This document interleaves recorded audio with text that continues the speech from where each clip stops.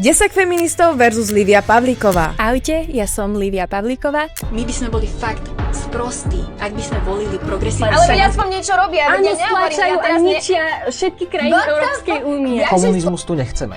Preto si sa rozhodol ísť na námestie a kričať, nech sa ťa bojíme. Kričte! Musia zázvať! 4 témy s časomierou 20 minút. Čo si myslíš o tom, že feministky tvrdia žiadna maternica, žiaden názor? A modelky na OnlyFans tiež nemôžu za to, že sú sexualizované. Oni len využívajú tú možnosť. A čo keď ten otec nechcel byť v tom živote? Čo keď to otca to nezaujíma? Pravidlá sú jednoduché. Lívia povie svoje tvrdenie. Moja prvá téza je vražda. Ten, kto sa prihlási ako prvý alebo sa dohodne s ostatnými, nastupuje do debaty. Každý feminista má šancu postaviť sa Lívínmu názoru tvárou v tvár. Ale iba dovtedy, kým ho nezruší publikum červenými krížikmi. Ak niekto dostane viac ako 6 krížikov, okamžite končí. Nahrádza ho potom ďalší, ktorý sa znova prihlási ako prvý. A mimochodom, zabudli sme vám povedať, že účinkujúci ešte v tomto momente nevedia, s kým budú debatovať. Čas na odhalenie.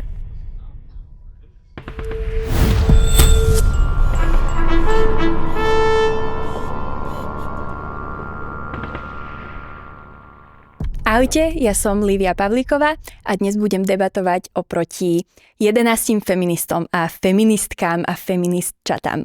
Moja prvá téza je potrat je vražda. Neboj, budem milá. Troška rešpekt. A ja. A mňa by zaujímalo, prečo si to myslíš? Že je potrat vražda. Ja osobne mám 2 deti a vždy, keď som išla na potvrdenie tehotenstva ku mojej pani doktorke, tak som na ultrazvuku videla byť srdce. A myslím si, že ak niekomu s ľudským DNA bije srdce, tak tam nie je vlastne ani priestor na debatu, či je to človek. Dobre, tak ja ti napríklad poviem, že ja keď som bola mladá, tak som otehotnela a bola som na 100% rozhodnutá, že pojem na potrat a aj som nakoniec nemusela ísť, lebo sa to vyriešilo samo od seba, odišlo to, ale bolo mi povedané, že to ešte není človek. A ja si myslím, že to není človek, lebo je to bunka a to je rozdiel a není to človek. Nemá to ruky, nemá to nohy, je to proste, keď ti položím fotku nejakého delfína a potom ti položím človeka, tak teda človeka, embria, ktoré je v ženskom tele, tak je to, nerozoznala by si to, nevedela by si, čo je človek a čo je delfín. Je mi to veľmi ľúto, čo sa ti stalo, v prvom rade, vôbec sa nesúdim. A ja by som stále chcela opýtať, že z čoho si ty? Nie si náhodou z buniek? Tak z buniek som, ale tak či tak je to... Tak kedy začína život? Je to ťažká téma, ale ja si myslím, že keď je to určené na potrat žena môže do 3. mesiaca, ak sa nemýlim. Takže ja si myslím, že až od toho 3. mesiaca sa začína vyvíjať ten konkrétny život ako taký. Dovtedy je to zhluk buniek. Ja neviem, že to není život, ale v prvom rade by sa mala žena rozhodnúť, či si ten život chce nechať, alebo nie. A nemalo by sa to ako keby takto vraveť, že je to vražda. Lebo potom je to také troška taký tlak vyvíjaný na tie ženy, že im okolie vraví, že je to vražda a pritom... Všetci sme slúb buniek a ak si myslíš, že do 3. mesiaca je v pohode ísť na potrat, pretože dovtedy to nie je život, tak čo nastáva v tom 3. mesiaci konkrétne? Začne sa už ten plod viac vyvíjať? Lebo, ak ti mám pravdu povedať, tak v 3. mesiaci to dieťa reaguje na dotyk, má ruky, nohy, hlavu, proste to by si už aj vizuálne videla, že je to človek, je to ľudská bytosť a už od počatia je to potenciál ľudského života v akomkoľvek to srdce, ktoré začne byť od 6. týždňa, kedy ženy v podstate sa len dozvedajú, začínajú meškať menštruácia, začínajú sa dozvedať a možno a tušiť, niektoré prídu na to oveľa neskôr, že sú tehotné, tak to srdce tam bije a to srdce, to isté konkrétne srdce prestane byť možno v 80 rokoch, ak nepôjdeš na potrat. Tak ja som videla tú fotku toho sona, keďže som to zažila a teda nevidela som tam nič, iba nejakú, ani neviem, čo to bolo, som tam v podstate nič nevidela, keby mi tá doktorka alebo doktor nepovie, že tam vlastne čo je, tak ani o tom neviem. Akože úprimne chápem tvoj postoj, pretože máš takúto osobnú skúsenosť, takže sa snažíš obrniť voči tomu, ale napriek tomu budem nekompromisná a budem si stať za tým, že je to vražda, pretože ak by si na ten potrat nešla, tak čo tu je dnes. Teda respektíve tebe sa stal potom prirodzený, bohužiaľ, ale ak by sa, ako sa na to pozrieš, ale ak by sa ti nestal, tak čo sa stane? Čo porodíš? Keby som nešla na potrat, Keby si nešla na potrat, alebo keby sa ti nestal spontánny potrat, čo sa stane? tak určite by som si to dieťa nechala, lebo Myslím, čo sa fyzicky stane. Dieťa. Presne ako si povedala. No ale až Je to vražda. trvá to 9 mesiacov, kým sa ti to dieťa vyvinie. Takže ono není, keby to bolo tak, že to dieťa už je v celkovej podobe a ty za mesiac môžeš rodiť, hneď ako otehotneš, tak nepoviem pol slova. Možno vtedy by som to brala ako vraždu. Ale keď je tam ten vývin, ktorý je ako keby nejak ovplyvnený aj tou ženou a ovplyvňuje to hlavne tú ženu, tak ona by mala v prvom rade rozhodovať, či chce ísť na potrat alebo nechce na potrat a či to je vražda alebo není vražda. A my sa vyvíjame celý život, vieš? Sa vyvíjame, ale ten začiatok je tam hlavne v tej žene. A tlačiť na ňu, že by mala ísť na potrat alebo nemala ísť na potrat je... Toto ja netvrdím, ja ani nesúdim ženy, ktoré sa rozhodnú pre potrat. Ja si len myslím, že potrat za každých okolností je vražda. Pretože zastavuješ tlčúce srdce človeka, ktoré by inak zastavilo oveľa neskôr, desiatky rokov neskôr. Je to človek s vlastnou DNA. Je to človek, ktorý už v tom momente, aj keď ty si to na tom ultrazvuku nevidela, možno keď budeme mať o 10-15 rokov lepšie ultrazvuky, tak to uvidíš aj ty. Ale ten istý človek už mal determinované, akú farbu očí bude mať, akú farbu pokožky bude mať. Už mal to svoje DNA určené. To DNA bolo ľudské. Takže ak mi nevieš povedať presný, konkrétny bod, kedy je legitímne presne zabiť človeka a kedy to ešte nie je človek, tak pre mňa to nie je relevantný argument, pretože...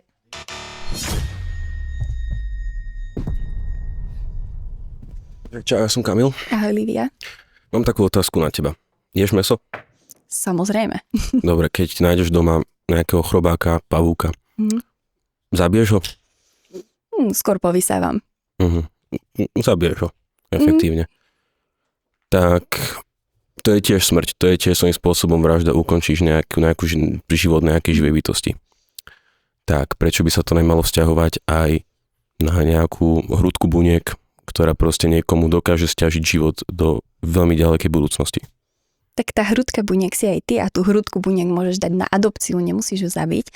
A osobne je pre mňa dôležitejší a hodnotnejší ľudský život ako zvierací. To je tvoj osobný názor. Čo si myslíš, mám aj ja otázku na teba, čo si myslíš o tom, že feministky tvrdia žiadna maternica, žiaden názor?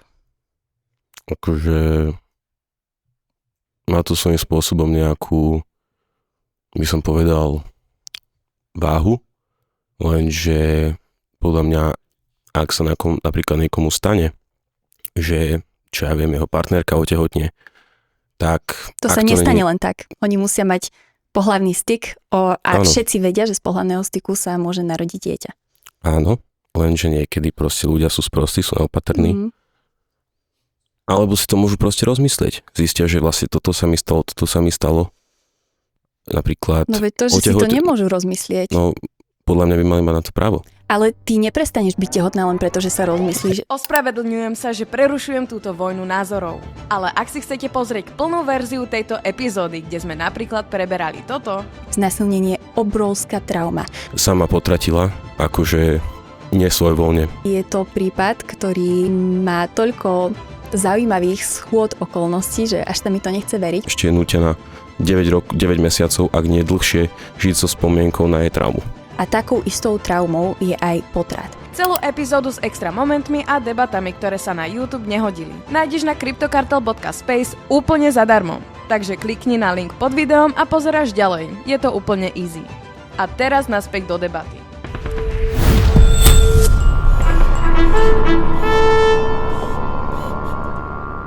Ahoj, Lívia. Pekná ofina. Ďakujem. Ja by som možno sa vrátila naspäť k tomu tvojmu argumentu ohľadom buniek. Keď si myslíš, že vlastne potrat je vražda, čo môžeme filozoficky povedať, že je, pretože zabíjaš nejaké bunky, tak aký máš názor na kondómy? Osobne som najväčšia fanúšička prírodzeného plánovania rodičovstva. Myslím si, že kondómy tu priniesla sexuálna revolúcia, ktorá rozvoľnila vlastne to, ako sa sexuálne správame, hlavne ako si ženy chránia svoje panenstvo, sú veľmi dostupné a sú nám prezentované aj v školách v sexuálnej výchove ako tá antikoncepcia číslo 1, pretože nás chránia aj pred sexuálne prenosnými chorobami. Čomu by sme ale predišli, ak by sme mali sex napríklad iba v manželstve. A mám pocit, že sa v škole učíme, alebo všeobecne tá sexuálna výchova, ktorá nám je mladým ľuďom prezentovaná, spočíva najmä v tom, aby sme sa naučili, ako neotehotnieť. A tam sú presne tie formy antikoncepcie ako kondomy, ako aj ostatné formy, ale neučíme sa, ako otehotnieť. A ak by sme sa naučili, ako otehotnieť, tak by sme presne prišli na to, že kedy je žena plodná, ako sa tomu vyhnúť, tomu tehotenstvu, a nemusíš doslova žiadnu antikoncepciu používať, ale neviem, že kam tie kondomy akože chceš ty smerovať. Ja som smerovala k tomu, že vlastne kondomy tiež v podstate zabíjajú bunky, keďže spermie sú bunky, ak ideme týmto smerom. Ale ja sa vrátim aj k tej sexuálnej výchove. Mali by sme teda učiť ľudí, ako otehotnieť, a tým pádom, keď si to pretavíš do nejakej praktickej situácie, napríklad čo sa týka znásilnení, lebo tých znásilnení je podľa mňa viac, ako si myslíš, keďže si vravela, že tých znásilnení je veľa. Ja mám minimálne 4 kamarátky, ktoré boli znásilnené. Tak vlastne akože z pohľadu ženy, tá žena má povedať tomu násilníkovi, že nie, prepáč, teraz ovuluje možno inokedy? Nie, alebo ako určite si to nie. predstavuješ? Ja si predstavujem, aby sa potraty vôbec, teda aby sa znásilnenia vôbec nediali, to je moja ideálna predstava. Vieš, kde sa ale najviac znásilnení deje? Inak v krajinách, kde je veľmi populárna imigrácia a častokrát aj feministky neriešime teraz imigráciu ani feminizmus, riešime potraty a riešime znásilnenie, pretože na to si sa odvolávala. Áno. Okay.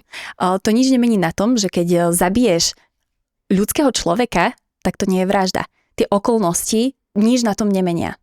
A keby tá žena mala umrieť, ak nepôjde na potrat, aký máš na to názor? Napríklad v Poľsku vieme, že sú prípady žien, ktoré umreli, pretože im lekári nemohli vykonať potrat, keď už ten plod napríklad umrel. To nie je úplne pravda. To je pravda. Nie je to pravda, je to len to, nevieme to, ako ty si to prezentovala, vedia to médiá, ako si to prezentujú. V skutočnosti neexistuje a lekárska komunita sa zhoduje na tom, že neexistuje nejaká diagnóza, ktorá by zachránila ženu, ak by prešla potratom. No, existuje. Keď ti odumrie plod v tele, tak môžeš ho vybrať, aby si tú ženu zachránila. Áno, ale to už nie je potrat, veď to je úplne ako, že to je spontánny potrat, ktorý nastal. Tie okolnosti ďalej sa riešia normálne akože u lekára, to sa nepovažuje ani za potrat, myslím, ako interrupciu, čo je inak veľmi... Ale tam vedie potratová politika. Napríklad v Poľsku to spôsobuje teraz to, že ženy umierajú kvôli tomu, že lekári im nemôžu vykonať ten potrat, keďže je to stále kvalifikované ako potrat. To sa vôbec nedieje, to nie je pravda. Je to len to, ako feministky narábajú s informáciami a takto to prezentujú. Myslím si, že to, o čom je táto debata, je potratová tabletka, ktorá na Slovensku tiež nie je legálna. Myslím si, že samozrejme som proti tomu, keď zabíjame živého človeka, ale viem si predstaviť, tu ti dám za pravdu, že tá potratová tabletka, keď už žena prešla spontánnym potratom, tak by po nej mohla siahnuť, namiesto toho, aby bol invazívny zákrok na nej vykonávaný, ale nie je mi vôbec známa žiadna diagnóza, ktorá by pomohla žene, v ktorej by žene pomohol umelý potrat. OK, tak si to vezmeme takto. Ty si rozprávala o tom, že ženy chodia na potrat v podstate ako antikoncepcia. Máš na toto nejaké dáta, alebo že ženy využívajú potrat ako antikoncepciu? Bo ja si nemyslím, že žena primárne chce ísť na potrat. Ja si myslím, že žena ide na potrat, keď naozaj už nemá žiadne iné východisko zo svojej situácie. Primárne chodia na Slovensku kvôli ekonomickým dôvodom a to súhlasím, že by sme mali zlepšiť ekonomickú situáciu, samozrejme, aby si ženy mohli dovoliť mať deti, a takisto ja nevolám po okamžitom zákaze potratov, ale volám skôr najmä potom, aby sme vytvorili sieť, ktorá pomôže ženám, ktoré neplánovane otehotnejú. To je pravda. A zaujímavú vec si povedala, že žiadna žena vlastne nechce ísť primárne na potrat. Prečo? Pretože je to zákrok do jej tela, lenže keď si tá žena má vybrať medzi tým, že vynosí dieťa, ktoré ona nechce a vie, že ho nebude chcieť a že vie, že nebude dobrá matka, a medzi tým, že pôjde na... OK. Som Robo. Ahoj, Lívia. No, takže dám taký teoretický príklad. Hej. Keď napríklad sa ten plod nejako zle vyvinie a nastane tam nejaká chyba, ktorá môže ohroziť aj tú ženu. Hej. Aká konkrétna? Vývinový nejaký deficit No, lebo napríklad. to je len teória, lebo taká vec neexistuje. Počkaj, ty chceš povedať, že neexistuje, že plod sa môže akože vyvinúť zle a tým ohroziť ženu. Hej? Takým spôsobom, že by ohrozil ženu na živote a ona by musela prejsť potratom a nie je alternatívou napríklad cisársky rez, tak taká vec neexistuje. Vždy máme niekoľko možností. Dnes už deti vedia prežiť, tušíme, rekord je asi 20. týždeň. To je polovica tehotenstva. Takže dnes, a myslím si, že by sme sa mali aj sústrediť, nie na spôsoby, ako uľahčiť interrupciu, ako uľahčiť umelý potrat, ale napríklad, aby sme sa sústredili na neonatológiu, aby sme vedeli, Dobre. čím mladšie deti zachrániť. Povedzme, že napríklad to dieťa by sa narodilo bez ruky, bez nohy, deformované. Nie? Myslíš si, že keď to dieťa nebude mať taký život, ktorý by si zaslúžilo, hej, a bude to vlastne utrpenie aj pre rodičov toho dieťaťa vidieť svoje dieťa v takom stave, není viacej humánnejšie, aby sa to dieťa nenarodilo. A s tým, čo si hovorila, určite sú tehotenstvá, kde ten plod ohrozuje život matky. Na 100%. A keď vlastne ten lekár môže niečo urobiť, aby zachránil tú ženu a neurobí to, tak to není tiež vražda, keď tá žena potom umre. Ty si práve povedal zaujímavú vec a to je to, že vlastne ľudia bez ruky by mali byť zavraždení, lebo nemajú plnohodnotný život. A s týmto ja v zásade nesúhlasím. Lebo keď sa pozeráš na ten plod ako na niečo menej cenné, tak samozrejme v teórii ti to dáva zmysel, ale ja sa na to pozerám ako na človeka v inom vývinovom štádiu.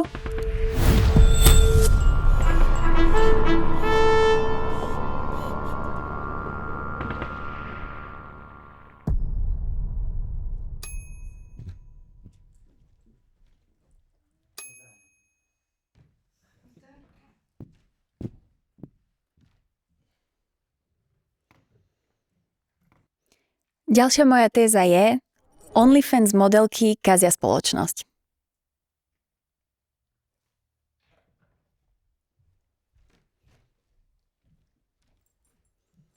Ahoj. Prečo len modelky? Ahoj. Lebo dievčatá majú potom veľký problém v takejto spoločnosti s nadväzovaním dlhodobých partnerstiev a je tam potom problém v podstate aj s demografiou, posúva sa nám veková hranica prvého dieťaťa, manželstva a modely si predpokladám predplácajú najmä muži a to je gay komunita a tí nemajú deti, takže my sú vlastne ukradnutí. Viac menej. Tak ďakujem teda. Čo ja viem, úprimne si nemyslím. Je to vec z pohľadu a názoru. Nemyslím si, že je v tom problém, že by niekto si nevedel nájsť proste partnera, čo sa týka tohto. Samozrejme je to komplikovanejšie, nehovorím, že nie. Avšak, keď človek chce a rozumie si s tým človekom, tak je to si myslím, že normálna vec, pretože či človek točí porno, robí OnlyFans, fotí sa nahý, proste zarába týmto spôsobom, je to jeho šikovnosť viac menej.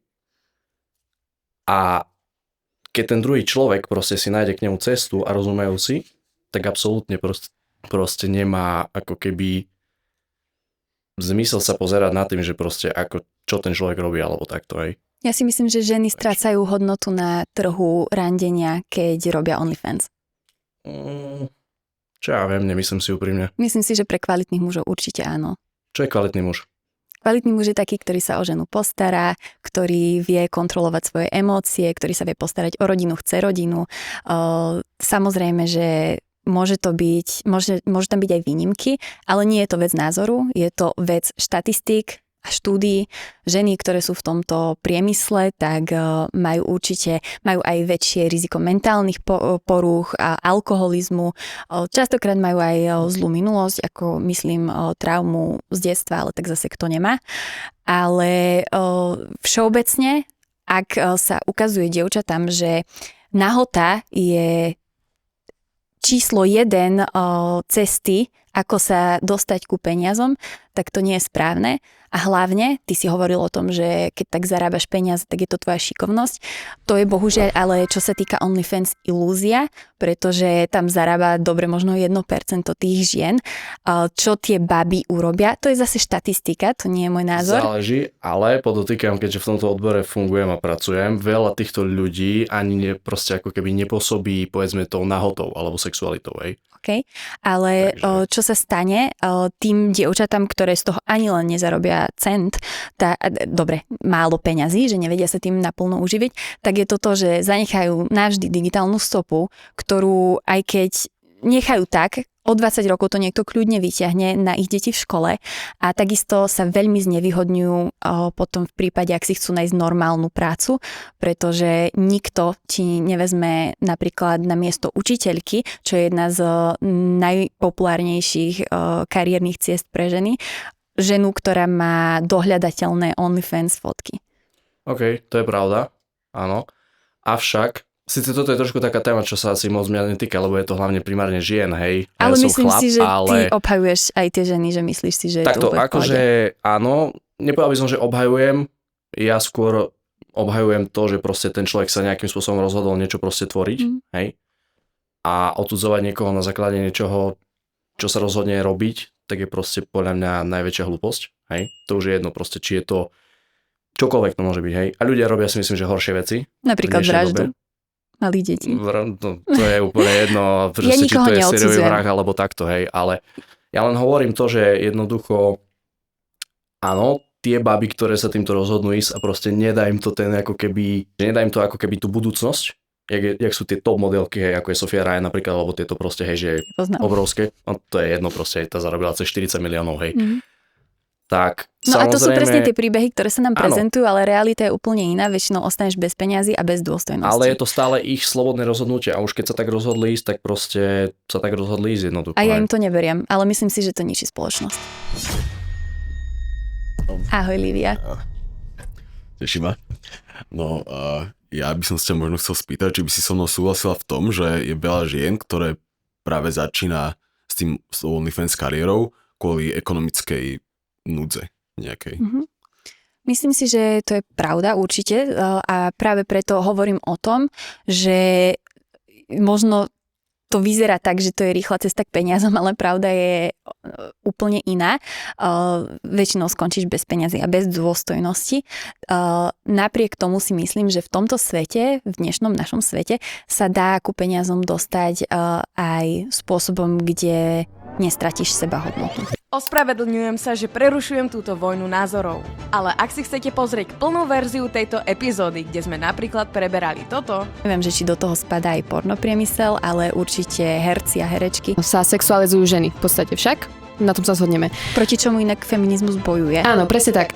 Budeš mať nižšiu hodnotu pre mužov a ty sa môžeš proti tomu búriť akokoľvek. Prečo by ma mala zaujímať hodnota, akú ja mám pre mužov? Prečo moja hodnota závisí od toho, čo si myslí o mne muže? Celú epizódu s extra momentmi a debatami, ktoré sa na YouTube nehodili, nájdeš na cryptocartel.space úplne zadarmo. Takže klikni na link pod videom a pozeráš ďalej. Je to úplne easy. A teraz naspäť do debaty.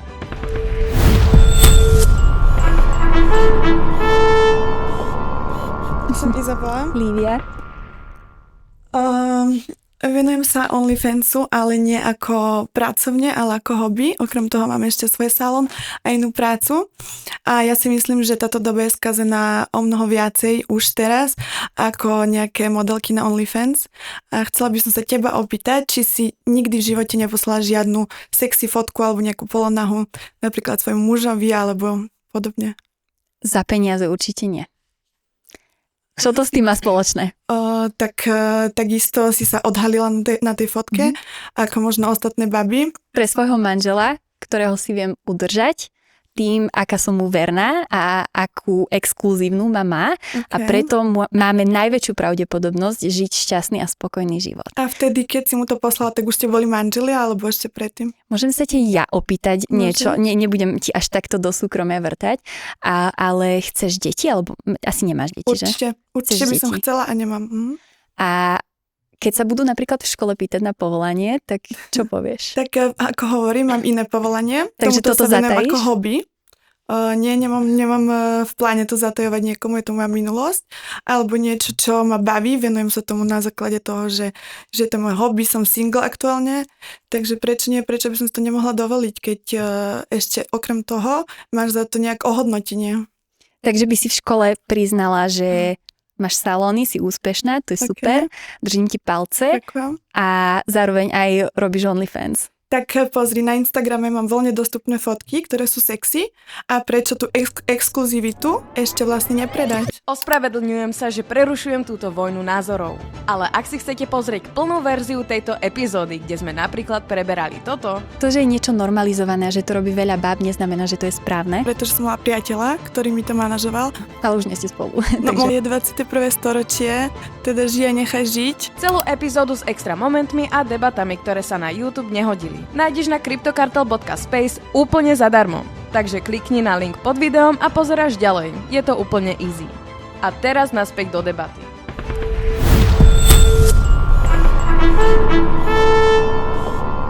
Ďalšia moja téza je, nemôžeš byť feministka a podporovať LGBT zároveň.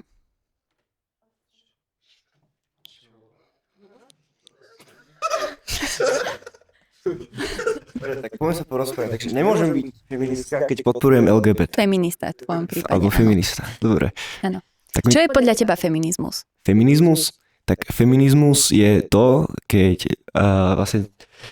Feminizmus je to, aby vlastne ľudia sa navzájom rešpektovali a rešpektovali navzájom vlastne pohlavie to druhé. Aby bola nejaká rovnováha medzi ľuďmi a ľudia sa vedeli dohodnúť a neboli nejaké bias proste na tom, že ten je muž a ten je žena a aby sa vedeli proste rešpektovať a vedeli spolu nažívať a mať sa dobre. Prečo sa to volá feminizmus? Presne neviem povedať, prečo sa to volá feminizmus, ale... Sa to odvíja od žien? Nie. To viem, že sa neodvíja to slovo od žien. Feminizmus? Nie. Female? Feminine? Neodvíja sa to. Feminizmus nemá nič spoločné so ženami. Je to rovnako spoločné s mužmi ako so ženami. Áno, s tým súhlasím. Dobre, že ideme. No, poďte niekto. Môžeme ísť ja? Ale akože ja to som furt. Ide, dobre. Nemôžem chlapi hovoriť tak, že hej, buďme feministi. Presne, malo by si ísť pred všetci. Typická feministka. Tak. Feministka a členka LGBT komunity, hej, by the way, takže ako je toto možné, povedz mi? Môžem sa ťa opýtať, ktoré písmenko? L, prvé. Keby som bola T, tak už ma nerešpektuješ, však? Keby si čo bol? Som bola T. Naražeš na to, že vlastne feministky nemôžu byť feministky, pretože trans ženy nie sú naozajstné ženy a tým pádom to atakuje ženy a naše nejaké uvedomenie, ktoré sme si vybudovali. A to je vlastne tvoj argument, že tam mám smerovať? Nie, nesúhlasím, len akože... Lebo z tvojich úst to znie správne. Áno, je to pravda. Trans ženy nie sú ženy. Ja som akože replikovala teba a tvoje názory, to nebolo akože môj názor. Myslím si to, áno. Trans ženy sú ženy. Aj keď majú penis? Aj keď majú penis, sú ženy. Človek, ktorý má penis, je žena. Máme tu zase asi lekciu psychológie alebo neviem, nejakých rodových štúdií, ale máš pohlavie, hej? Žena muž. To je skôr biológia. Hej, dobre, to počkaj, dojdem tam. Biológia, žena muž. Potom tie psychologické aspekty, máš ten gender, rod. Áno, máš, existuje. A keď si to vezmeš takto, tak ty môžeš byť zároveň biologicky, mať penis, byť muž a identifikovať sa ako žena. Čiže keď ideme akože k tým trans právam, trans ženy sú ženy, aj keď nie sú biologické ženy. A prečo si myslíš, že to ženám berie nejaké práva? To sa ťa chcem opýtať. Gender vznikol len v 50. rokoch minulého storočia. Vymyslel si ho psychológ John Money. Dovtedy celú históriu ľudstva sme mali rod akože psychologické nejaké prežívanie toho človeka vždy súvisiace s pohlavím. Vždy to súviselo. Ale to nie je pravda, pretože napríklad antické spoločnosti, dajme tomu v Latinskej Amerike, alebo aj v Ríme, alebo aj v Egypte, napríklad mali tretie pohlavie. Takže to, že tvoj argument je, že v 50. rokoch niečo vzniklo, dobre, tak v 70. rokoch dostali ženy svoje vlastné bankové účty v niektorých krajinách. Proste história sa mení a časy sa vyvíjajú. To, že niečo vzniklo v 50. rokoch, neznamená, že... Je to novinka. Nie, neznamená to, že je to novinka, ale znamená to, že to možno niekto vtedy zadefinoval. Ospravedlňujem sa, že prerušujem túto vojnu názorov. Ale ak si chcete pozrieť plnú verziu tejto epizódy, kde sme napríklad preberali toto... Tretie pohlavie nikdy neexistovalo. Dobre, nie je to trend, neviem, kto by si dobrovoľne prešiel nejakou chirurgickou zmenou alebo hormonálnou. Mentálne chorí ľudia. Mne to vadí, ak by to niekto napríklad urobil. Ešte, že máme toľko heterosexuálnych rodín, ktoré si chcú deti adoptovať. Ty by si bola radšej v decáku, ako keby si bola v rodine, kde sú dve ženy, hej? Celú epizódu s extra momentmi a debatami, ktoré sa na YouTube nehodili. Nájdeš na cryptocartel.space úplne zadarmo. Takže klikni na link pod videom a pozeráš ďalej. Je to úplne easy. A teraz naspäť do debaty.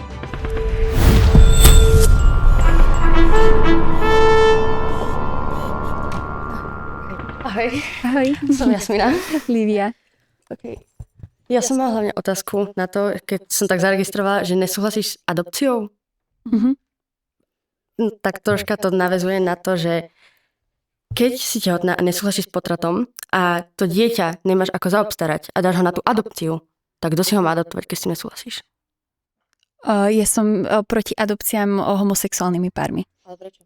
Pretože si myslím, že dieťa, obzvlášť keď už je na adopciu, akože že ho má v podstate v rukách štát a môže mu vybrať tú najlepšiu vhodnú rodinu, tak by malo mať právo na aj otca, aj na ženu. Všetky výskumy, na otca aj na matku, všetky výskumy nám dokazujú, že najlepšie je, ak dieťa má vzor ženský aj mužský.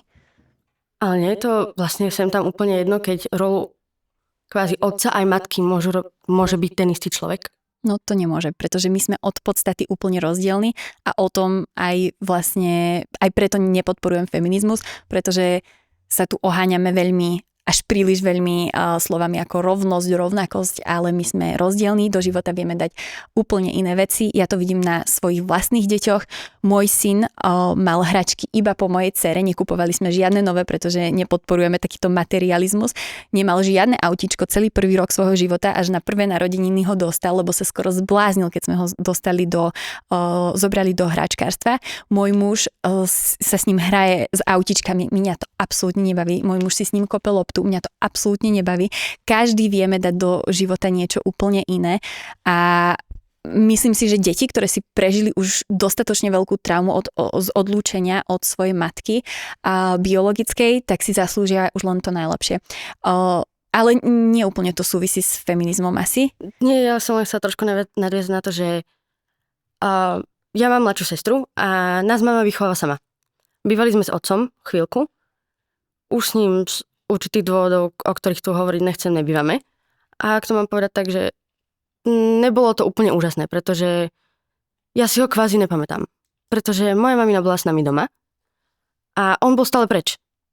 A myslím si, že aj ja skôr, ak som tak pamätám, tak pamätám si skôr moju mamu a jej kamarátky, ktoré ma kvázi vychovali, pretože som býval na dedine a mal som kamarátku a moja a jej mama boli dobré kamarátky, takže si pamätám ju, ja som s ňou vyrastala. A ja som tiež z rozvedenej rodiny, ale to stále nepodporuje ten argument, že by sme mali dávať lesbickým, nedaj Bože, nejakým trans ľuďom deti.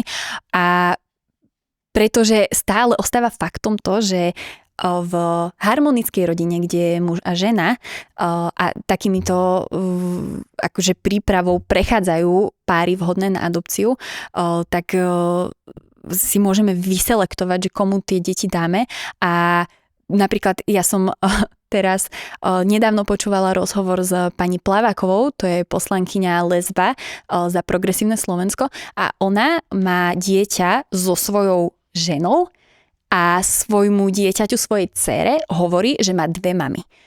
Čo je obrovský problém. Prečo Predstav si, pretože ona má otca, niekde má otca a ona, to dieťa o tom nevie, to dieťa vyrastá v tom, že ho mali dve mamy. A keď dieťaťu... Áno, to je obrovský problém, lebo to nie je pravda. A dieťaťu klamíme... A keď ten otec nechcel byť v tom živote, čo keď to otca to nezaujíma? Však OK, ale ide o to, aby sme deťom hovorili pravdu, že majú aj otca, aj mamu. Proste to nie je správne. Moja téza bola, že nemôžeš podporovať LGBT a zároveň byť feministkou. Máš mi k tomu čo povedať? Ty si myslíš osobne, že keď sa bavíme napríklad o tej adopcii, že pre malé feministky, pre malé dievčatá je dobré, keď vyrastajú v domácnosti, kde sa muž vydáva za ženu a toto je ktorý vzor. není muž, ale je to žena. Trans žena. OK, takže žena s penisom je dobrý príklad pre malé feministky? A nech je. No a v čom? Stále je to žena. Aj keď trans žena, je to žena. A není jedno, čo mám tak trošku medzi nohami. Nie je to len o tom, čo máš medzi nohami, je to o chromozomoch, je to úplne o celej štruktúre tvojho tela, o tvojom myslení. A keď sa tváriš, že si feministka a chceš vychovávať malé feministky, predpokladám, tak nemôžeš prezentovať ženu ako niekto s penisom. Vieš mi definovať ženu?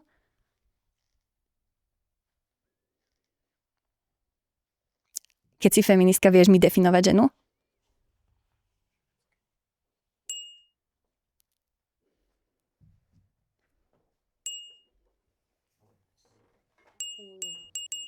Nemyslíš si, že to je problém?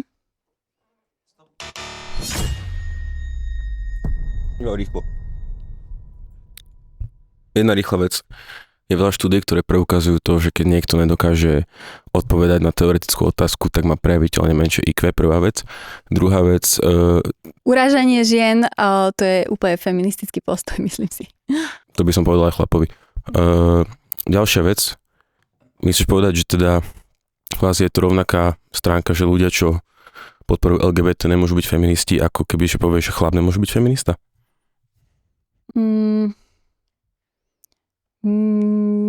Počkať.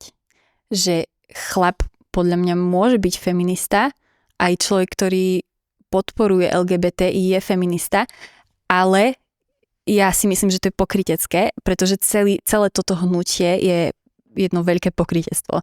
Takže v praxi sú títo ľudia feministi, hoci kto sa nazýva feministom, ale je to hlúposť. Prečo?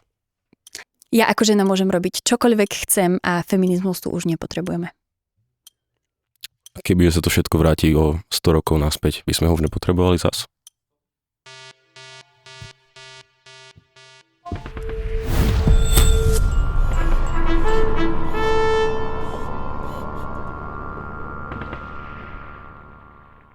Posledná moja téza je, platové rozdiely medzi mužmi a ženami neexistujú.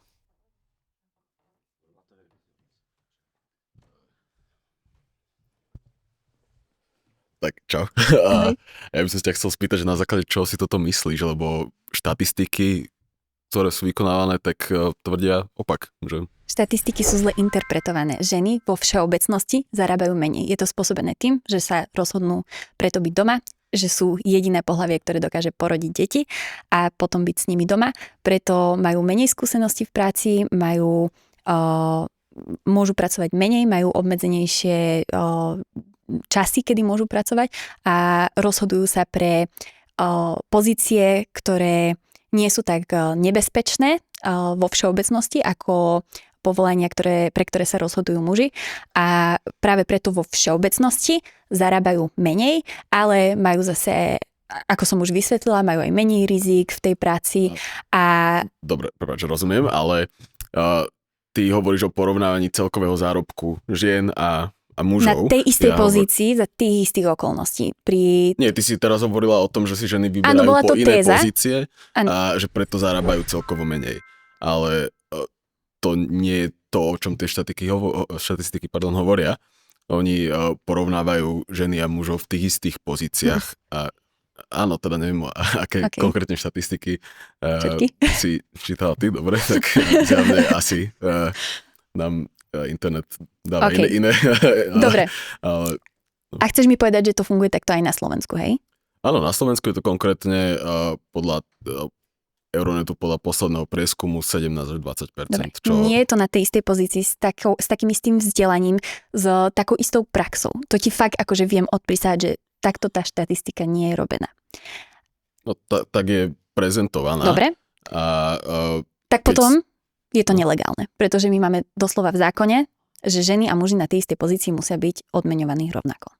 Dokonca ženy sú zvýhodňované, napríklad v povolaniach ako skladník. Žena má nižšie maximálne bremeno, ktoré môže prenášať ako muž a musí dostať tú istú výplatu za menej práce v podstate. Takže ženy sú dokonca v tomto zvýhodňované našimi slovenskými zákonmi. Dobre, negeneralizoval by som, to povedal teraz jeden príklad, ale o čom potom tie štatistiky hovoria, keď hovoria, že tam ten rozdiel je? No, Lebo to nie je to porovnanie celkového zárobku žien a mužov. Je. Nikdy to nie je porovnanie ženy s absolútne rovnakým vzdelaním, s absolútne rovnakou dĺžkou praxe. Ak je aj porovnávaný napríklad, nejaká riadiaca funkcia, nejaký manažer.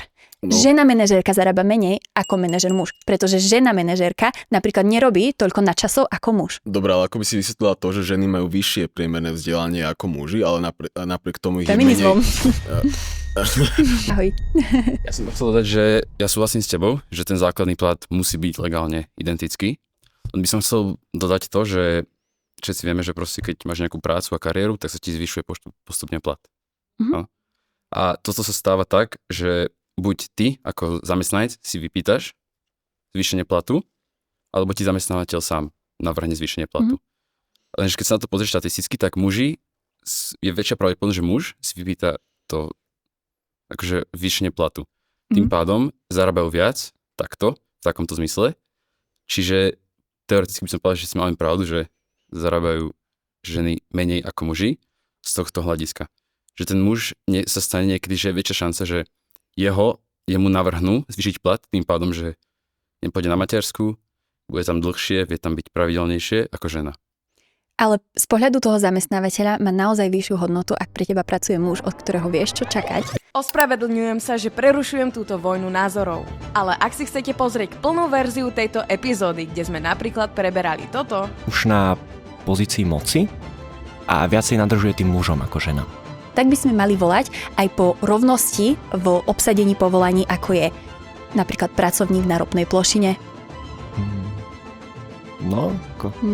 Celú epizódu s extra momentmi a debatami, ktoré sa na YouTube nehodili, nájdeš na cryptocartel.space úplne zadarmo. Takže klikni na link pod videom a pozeráš ďalej. Je to úplne easy. A teraz naspäť do debaty.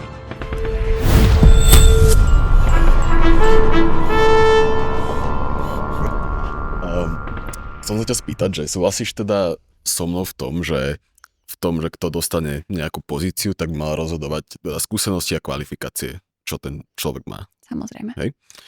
Dobre. A tak potom, ako by si, čomu by si prisúdila to, že teda ženy majú vyššiu mieru vzdelania na Slovensku ako muži, ale je ich o mnoho menej vo vedúcich pozíciách firiem naprieč Slovenskom alebo teda v politike. Lebo na vysokej škole neštudujú tie odvetvia, ktoré sú najviac výnosné ekonomicky.